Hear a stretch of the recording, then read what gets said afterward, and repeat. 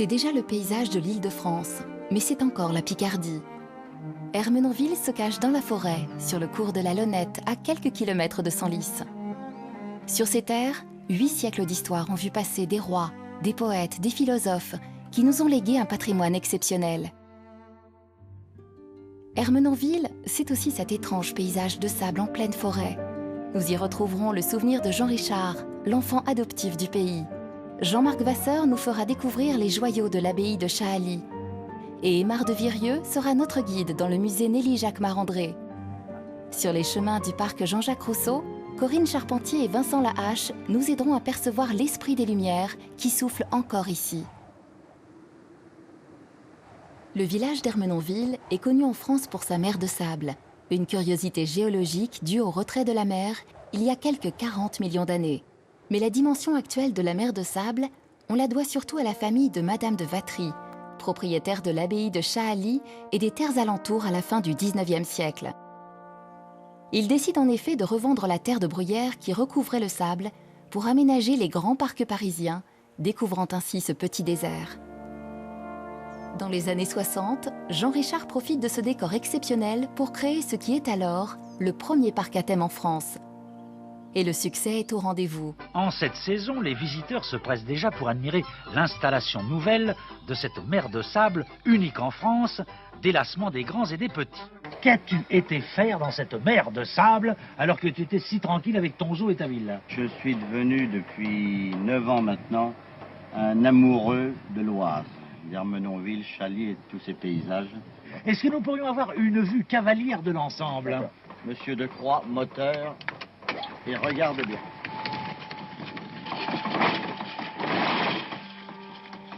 Jean Richard aimait tellement Ermenonville qu'il a choisi de se faire enterrer dans le joli cimetière du village. Aujourd'hui, sa mer de sable fonctionne toujours. Elle accueille encore plus de 300 000 visiteurs par an, à quelques pas de l'extraordinaire domaine de Chahaly. L'histoire de ce domaine commence au XIIe siècle. Le roi Louis VI le Gros vient régulièrement chasser dans les environs et il souhaite honorer la mémoire de son cousin, Charles le Bon, comte de Flandre, qui a été assassiné à Bruges. Il décide donc de fonder une abbaye à Chahaly. Il reste peu de traces de cette première église, mais au même emplacement, l'abbé Guillaume du Donjon construira une abbatiale aux dimensions exceptionnelles.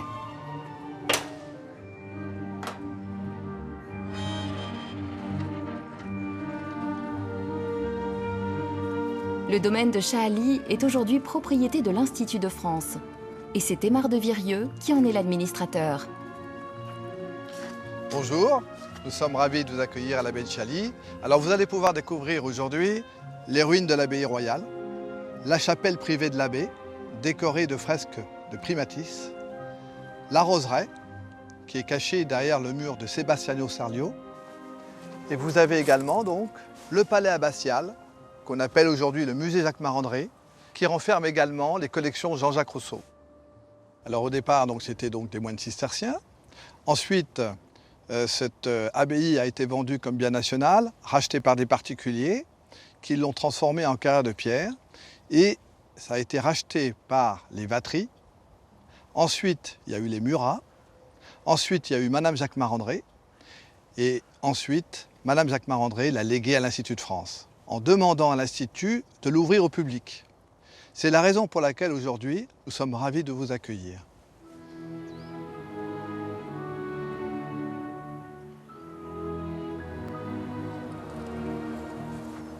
Eh bien, nous sommes en plein cœur de l'église abbatiale de l'abbaye royale de Chahaly. Cette église est orientée, comme son nom l'indique, elle est donc dirigée vers l'Orient. Donc, le portail derrière moi, la longue nef qui fait un peu plus de 90 mètres et l'abside que l'on découvre là-bas, donc à l'est. Quant au transept, lui aussi, il est dirigé selon ses points cardinaux. Sachez que ce transept fait 46 mètres de long, ce qui est tout à fait considérable. Quant à la taille de cette église abbatiale, elle est quasiment comparable à celle d'une cathédrale. La révolution qui a eu lieu également ici, alors que les bâtiments du XIIe sont en général construits à partir de pierres tirées de carrières en plein air, qu'on n'ouvre à Pâques et qu'on ferme à la Toussaint. Pour l'église abbatiale de Chaly, on va utiliser des pierres extraites du sous-sol. Ce qui fait que de ces carrières en sous-sol, on va pouvoir extraire toute l'année les pierres. Les modules vont être préparés en carrière, vont être numérotés. Autrement dit, on a une espèce de Lego qui est déjà préparé en carrière et ici, on n'a plus que du montage. Aussi, on va voir que cette organisation, il faut un chef d'orchestre. Eh bien, on voit apparaître l'architecte là. Quittons maintenant l'église de Notre-Dame et rendons-nous à la chapelle Sainte-Marie.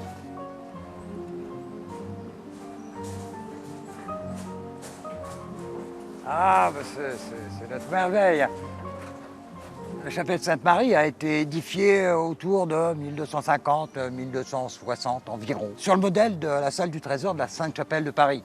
Alors, il n'y a pas de bâtiment purement virginal dans l'architecture médiévale qui soit venu jusqu'à nous. Donc, vous doutez bien qu'elle a été restaurée.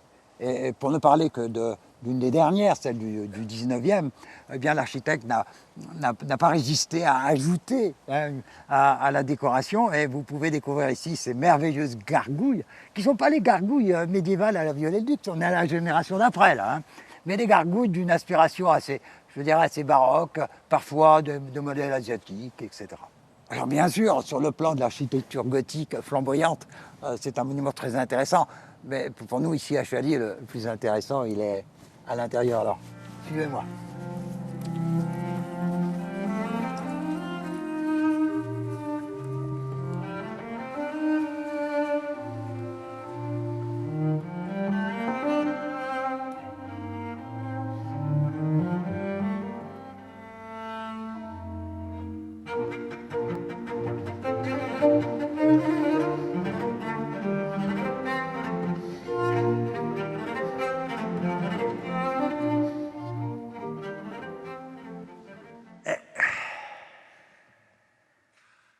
Quand on rentre ici, il y a toujours un silence.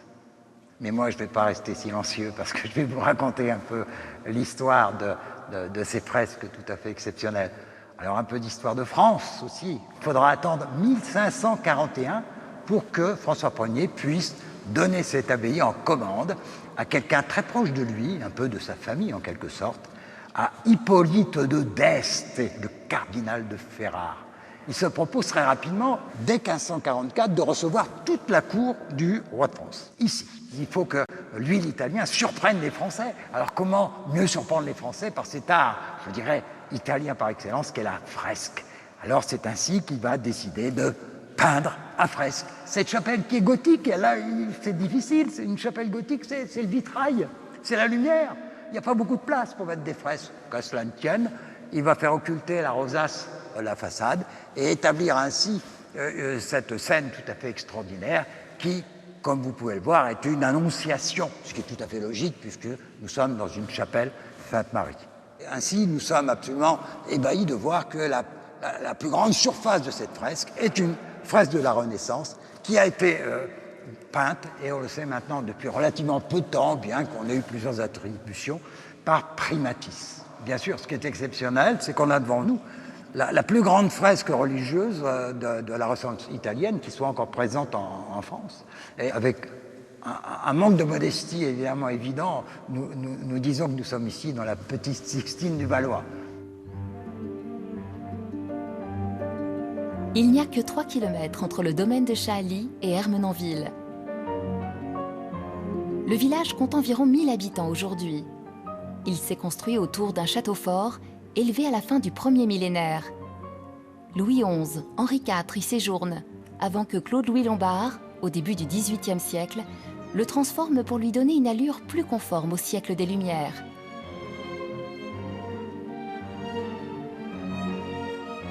En 1763, le marquis René-Louis de Girardin en devient propriétaire et il se lance dans un grand projet paysager. Inspiré par sa connaissance des jardins européens, il dessine et aménage le parc d'après les idées des Lumières et notamment celles de Jean-Jacques Rousseau. Alors on se trouve à l'entrée du parc, telle qu'elle a été pensée par le marquis de Girardin, avec une borne d'accueil qui souhaite la bienvenue, avec à la fois un message sur le contexte et puis un message sur le programme de la promenade. Il parle donc de ce lieu sauvage pour parler d'un jardin. Donc ça, c'est vraiment une caractéristique du XVIIIe siècle. C'est l'antithèse des alignements, c'est la liberté, le mouvement qui est vraiment au cœur du dispositif du jardin. Tout l'enjeu du jardin, je dirais, c'est de trouver son propre chemin. Et là où on peut faire un lien très intéressant par rapport à la pensée autoritaire qui habite un jardin à la française, c'est là, au contraire, une idée de l'émancipation. Alors ici, on a un dispositif vraiment scénographique, on a une mise en scène de la vision et de la perception, puisque par ici, on aura à la fois l'écoute de la cascade, la vision de la cascade et une vision des écritures de Virgile. Et puis ensuite, l'idée de ressortir de la grotte dans laquelle on est baissé, on est dans l'obscur, on est dans une forme d'humidité. Et ensuite, on va s'élever effectivement vers le tableau paysager principal. Ce sera aussi la première vue du lac, puisque auparavant on est en contrebas et donc on ne peut pas apercevoir ce tableau paysager. À la fin de sa vie, Jean-Jacques Rousseau est accueilli au château. Il passe 6 semaines chez les Girardins avant de mourir le 2 juillet 1778. Le marquis le fait enterrer dans l'île des Peupliers.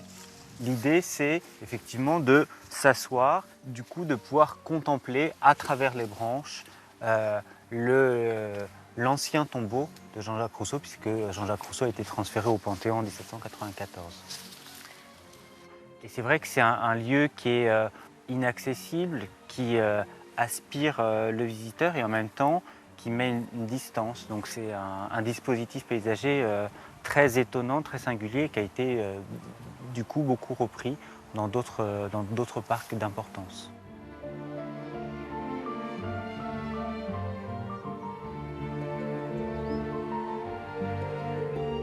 Alors nous sommes devant le temple de la philosophie moderne. On dit que c'est un parc à fabrique ici, et ne serait-ce que dire cette chose-là, c'est déjà postuler qu'on est dans une peinture. Parce que la fabrique, au départ, c'est un terme qui est réservé à la peinture de paysage. Ce sont les petits monuments qui vont soutenir la composition des tableaux et qui rappellent cette ambition du marquis de Girardin de nous mettre dans une peinture en grandeur nature.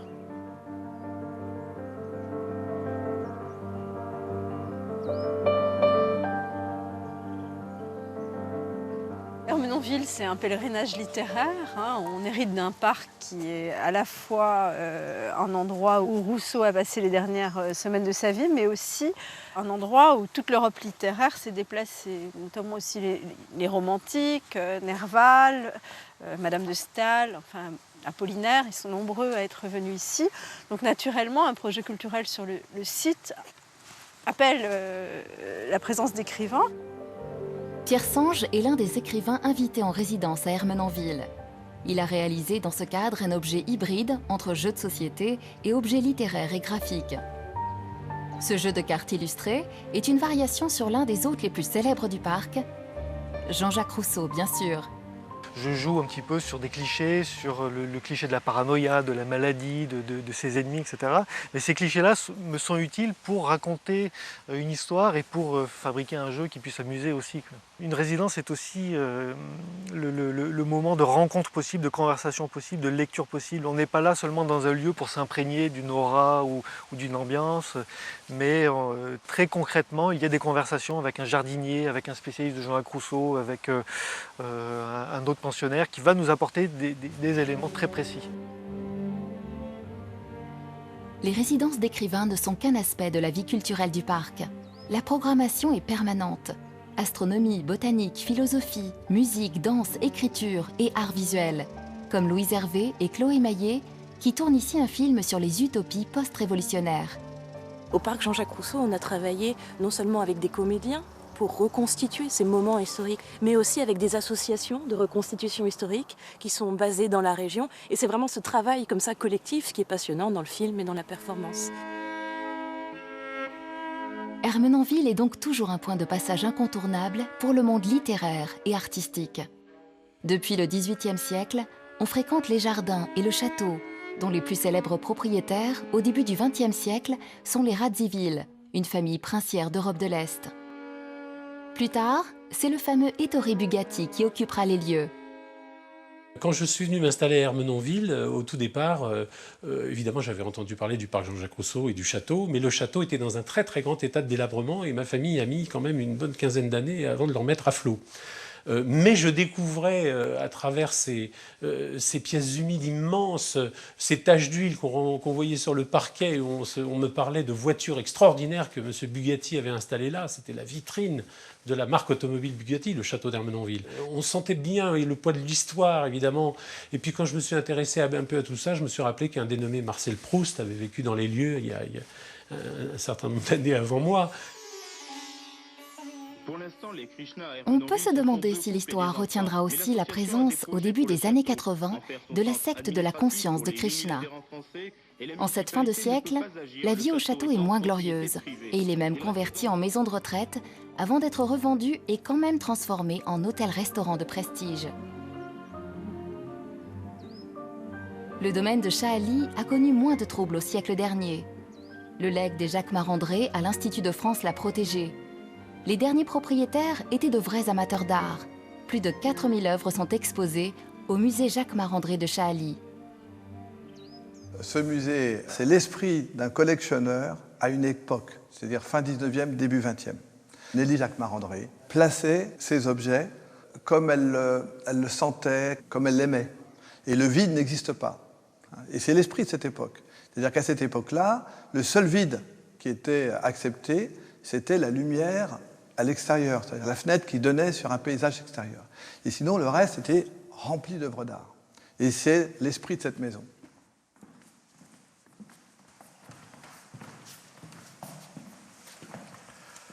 Alors voici, vous voyez, ces Giotto. Vous avez donc Saint-Jean et Saint-Laurent.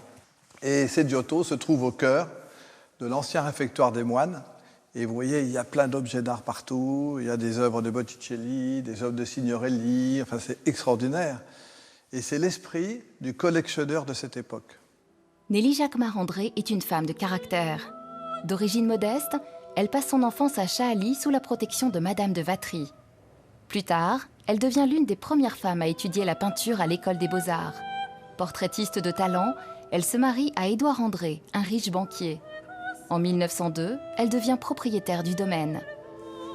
Nelly Jacques Mar a agencé donc ses appartements. Donc, le rez-de-chaussée était les pièces à vivre, les pièces de réception.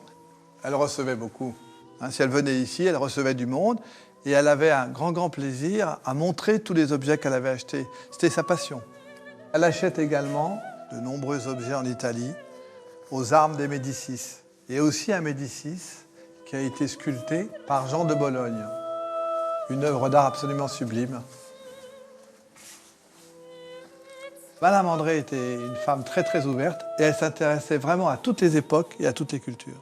Elle était partie 3 mois comme ça en Inde, elle a fait un grand voyage et elle a rassemblé tous ces objets d'art. Et on a ici une des plus grandes collections d'art indien et birmane en France, c'est ça qui est fou. À l'étage du musée, l'exposition continue avec de nombreuses œuvres, dont un Richelieu de Champaigne, bien connu des écoliers, la plus grande collection de coffres en Europe, et bien sûr les appartements privés de Nelly Jacques Marandré, qui sont restés inchangés depuis 1912. Alors vous êtes ici dans la chambre de Nelly Jacques Mar. Et vous voyez ces trésors, et tout ça ce sont des décors de théâtre. Et là vous avez de magnifiques tableaux. C'est une chambre qui est restée dans son jus. Et ça c'est formidable, c'est justement l'intérêt de ce lieu. Nelly Jacques Marandré aime le confort et elle est mondaine. Alors pour épater ses amis parisiens, elle est l'une des premières à faire installer la fée électricité au château. Le vieux moulin de la pêcherie est alors transformé en une centrale électrique que Pierre et ses amis ont récemment restaurée. La fosse, tout à l'heure avec la vanne, j'ai rempli d'eau. Et en temps, je vais ouvrir la cloche qui sépare la partie fixe de la partie mobile sur la turbine. En la levant, et je vais faire tourner, on va faire tourner la turbine.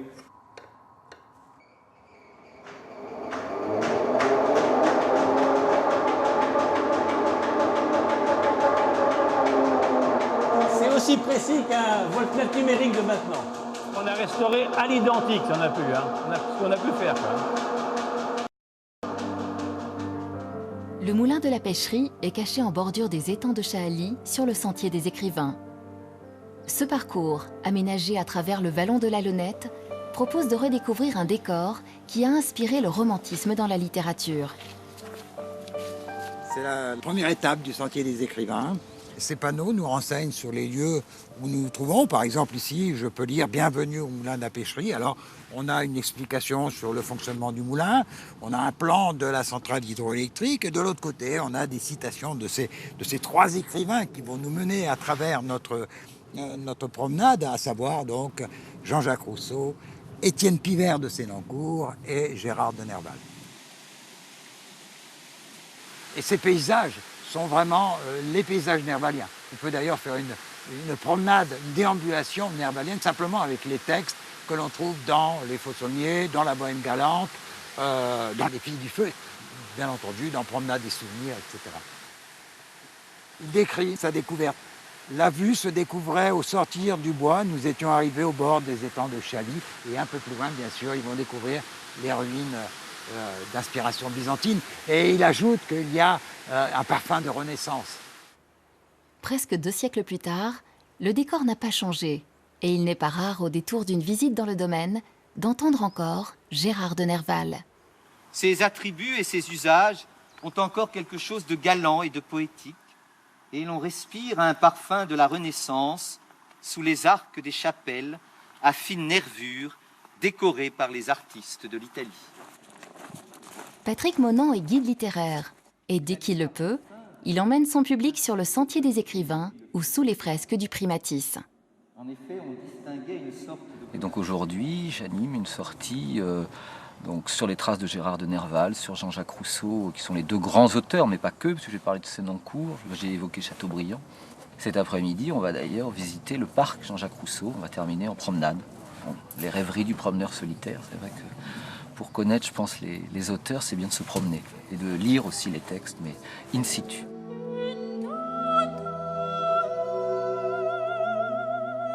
Avant de rejoindre le parc, ils pourront passer un peu de temps dans l'espace Jean-Jacques Rousseau du musée, histoire de s'affranchir des clichés sur le célèbre philosophe, tout en découvrant quelques aspects méconnus de ses talents. Jusqu'en 1750, Rousseau est surtout connu pour la musique. N'oublions pas que Rousseau, c'est un autodidacte. Et en même temps, c'est un pédagogue, c'est-à-dire qu'il va inventer un nouveau système afin d'aider ceux qui ont envie de faire la musique sans pour autant passer par les fourches codines, n'est-ce pas, de ces techniques assez difficiles à assimiler. Et des centaines de millions de Chinois ont appris la musique avec cette méthode légèrement modifiée, légèrement simplifiée de Jean-Jacques Rousseau. Alors quand Rousseau cueillait des plantes, parce qu'en général il quittait le château, hein, c'est quand même pas quelqu'un qui apprécie forcément la vie de château, il s'en va par la suite botaniser. Et un des lieux de prédilection, c'est cet endroit qui se trouve au-dessus de l'étang. Là, il trie son foin. C'est ainsi qu'il appelle les plantes qu'il a collectées et qu'il va ensuite organiser, évidemment, en fonction des herbiers qu'il va composer. Il s'intéresse à tout. Vous seriez étonné peut-être de savoir qu'il s'intéresse à l'architecture, qu'il s'intéresse aux fusées. C'est vraiment à la chimie. Il a fait un traité de chimie avec du pain de Franqueuil qui est considérable. Pour me résumer, un autodidacte, un pédagogue. L'autodidacte, qui a beaucoup botanisé à la fin de sa vie, serait probablement ébahi devant l'incroyable variété des roses qui envahissent 1 fois par an les jardins de l'abbaye. Le cardinal d'Este a créé une roseraie à Chaly au début du XVIe siècle. Il se trouve que cette roseraie a été réhabilitée il y a quelques années, d'où l'idée, suite à cette réhabilitation, de créer les Journées de la Rose. Chaque année, entre 15 et 20 000 visiteurs flânent dans les allées du domaine. Ici, chacun cherche sa rose ou teste son nez dans les ateliers des parfums. Mais c'est derrière un étrange mur que se cache un petit trésor de jardin que l'on doit à André Gamard. C'est un mur qui remonte au XVIe siècle et qui est attribué à l'architecte, fameux architecte italien Renaissance, Serlio, et qui est dans un état remarquable de conservation. Et ce mur, ça nous donne le privilège, quand on le franchit, de pénétrer dans un Éden. Cette roseraie, donc, a été restaurée dans l'idée d'une restitution d'une roseraie de l'époque de Madame Jacques Marandré. Le 19e siècle, rappelons, c'est la grande époque de l'obtention des roses en France. Donc ici, c'est un salon de roses. Voilà, Madame Jacques Marandré aurait pu venir ici au mois de juin, accompagnée de ses invités, pour leur faire découvrir cette roseraie. Les arbrisseaux, les plantes sont la parure et le vêtement de la terre. Au milieu du cours des eaux et du chant des oiseaux, la terre offre à l'homme dans l'harmonie des trois règnes un spectacle plein de vie, d'intérêt et de charme. Le seul spectacle au monde dont ses yeux et son cœur ne se lassent jamais. Jean-Jacques Rousseau, Les rêveries du promeneur solitaire, 7e promenade.